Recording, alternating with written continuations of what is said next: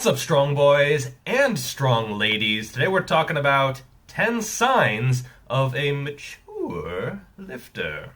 Number 1 is interoception. Yeah, we're breaking out the big words early. So interoception is defined as the process by which the nervous system senses, interprets, and integrates signals originating from within the body, providing a moment-by-moment mapping of the body's internal landscape across conscious and unconscious levels. Okay, so it is basically listening to your body.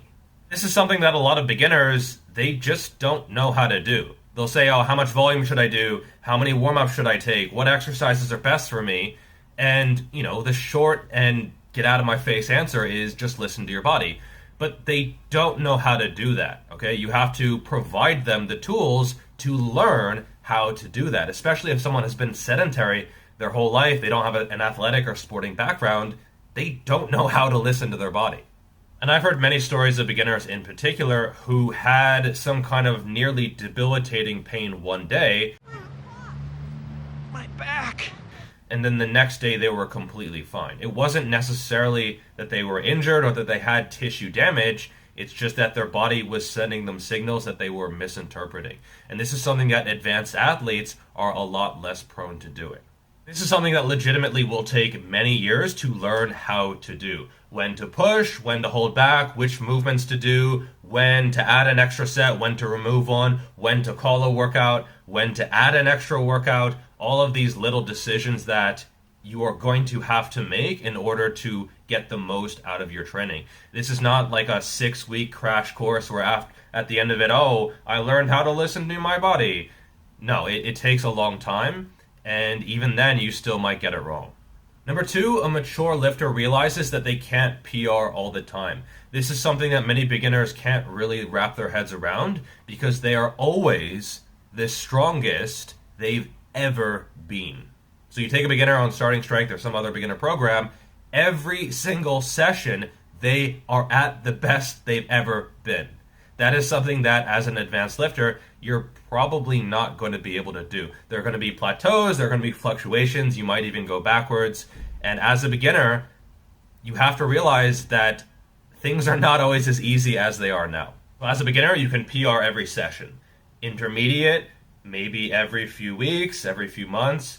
When you get more advanced, it might only be a few times per year, especially on these bigger lifts. So you have to take a more long-term approach, and you have to realize that progress is just going to be a little bit slower as you become more advanced. And you have to accept that, because if you don't, well, you're going to have unrealistic expectations, and that is not going to end well. Number 3, a mature lifter is not influenced by other people's decisions. So I'll give you a personal example. I tore my QL back in February. It's been a pretty long road back. I've re-injured it like 8 or 9 times. And so I'm slowly now getting back to where I was before. And so a few weeks ago, I was squatting 100 kilos. Yes, 220 pounds, 2 plates per side. And that was just where I was at, I could have gone heavier, but I knew from experience that it wasn't the right choice.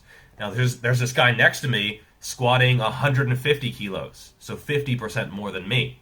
And my legs are bigger because my legs are strong enough. I just don't have that bracing ability to squat the weight that he is squatting. And so he's looking over at me like, what are you doing, bro? Like, come on, man.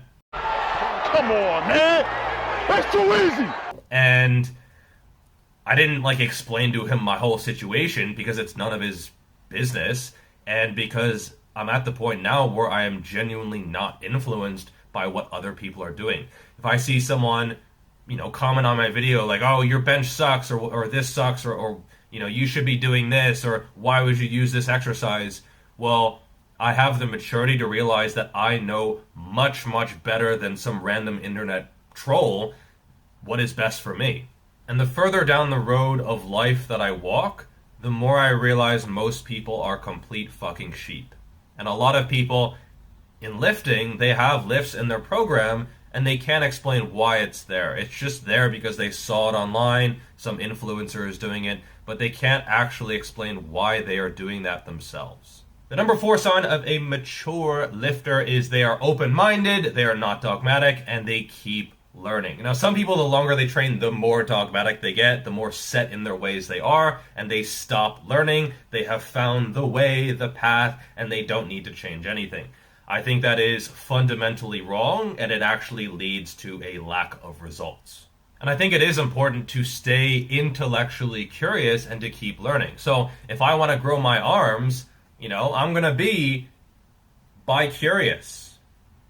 Now, if you thought that was lame, I'm also tri-curious. Number 5, they are process-focused, not goal-focused. Now, it's okay to have goals. I think you should have goals, but process needs to be first. And I've noticed a pretty dramatic difference in rates of success between those who are focused on that process, between those who are focused on that result. Like, I want to look like Thor. I want to squat 8 plates. I want to look like this guy. If you focus on the process, the results will come. If you focus on the results, the process might not necessarily be there, and the process is what you are doing day in and day out.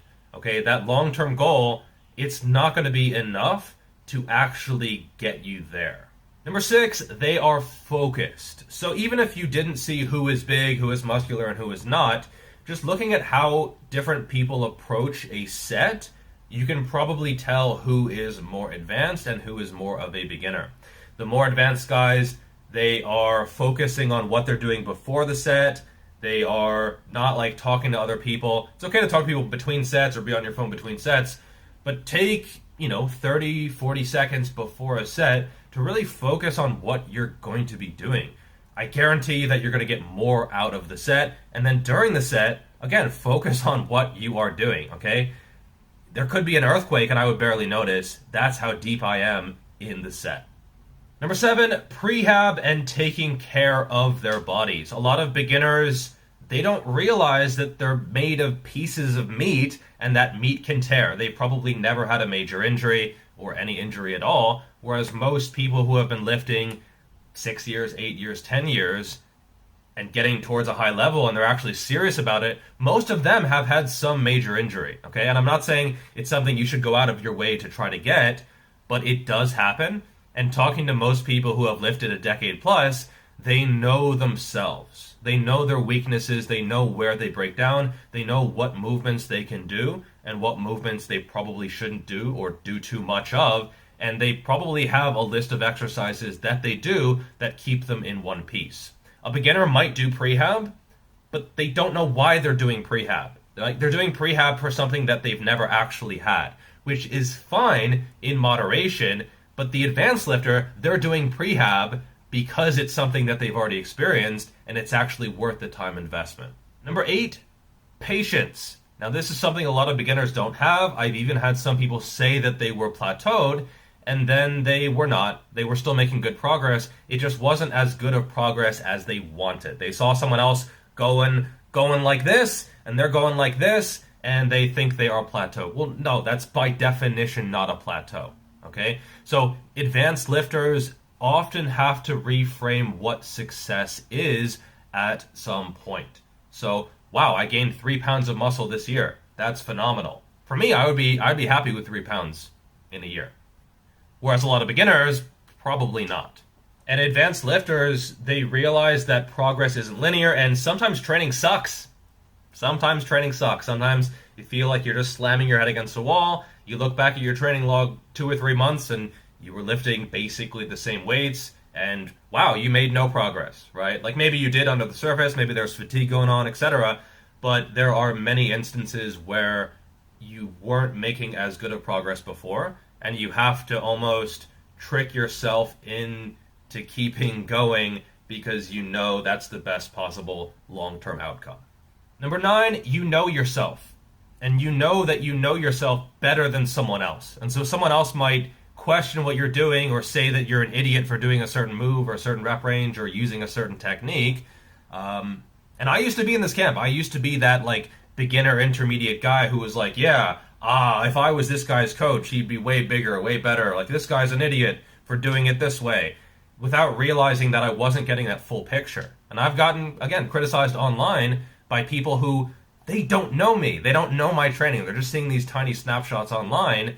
And so it's almost like the roles have been reversed because I understand where they're coming from because I used to be that guy and now I'm on the receiving end, and it is a little bit ironic. This might seem to be opposed to point number 4. You're still open-minded, but you realize that not everything everyone else does is going to be directly applicable to yourself, especially from the lens of science. So if I read a study and it says, 100 people on average found this exercise to be worse than this one, but I prefer the worse exercise, I might think about it, but it doesn't necessarily mean that I'm going to change everything overnight. Number 10, lifting isn't life. Now, a lot of intermediates in particular, lifting does become their life. And so before the workout, they're getting amped, they're getting hyped, they're taking the pre-workout. Their entire day revolves around the workout. And if they had a bad workout, they have a bad day. And if they have a good workout, they have a good day.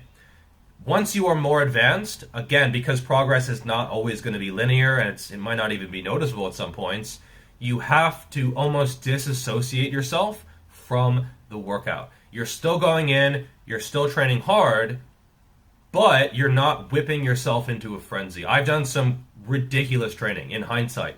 In fact, I train easier than I used to. People might see my training and say, oh wow, that's so hard. It's easier than I used to train.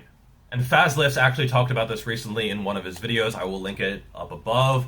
Find that balance between going through the motions and putting your life on the line every single set. You don't have to go there, and your training will probably actually be better if you don't. I am not as mentally invested in my sets as I used to be, and I find that recovery is actually better as well as progression, and I'm certainly way healthier as well. At the end of the day, it's just picking things up. It's just picking things up. So if you're like, oh, I'm a warrior, you're a warrior who picks things up and puts them down. It's not that serious, bro. Anyway, if any of these tips resonated with you, definitely consider grabbing a copy of my book. It's everything that I have learned over the past 3 years since my first book. It's been very, very well received. It has a full audiobook. It took, without any exaggeration, months and months and months to write, and I think you will really enjoy it. Thank you so much for the support, and I'll see you in the next video. Peace.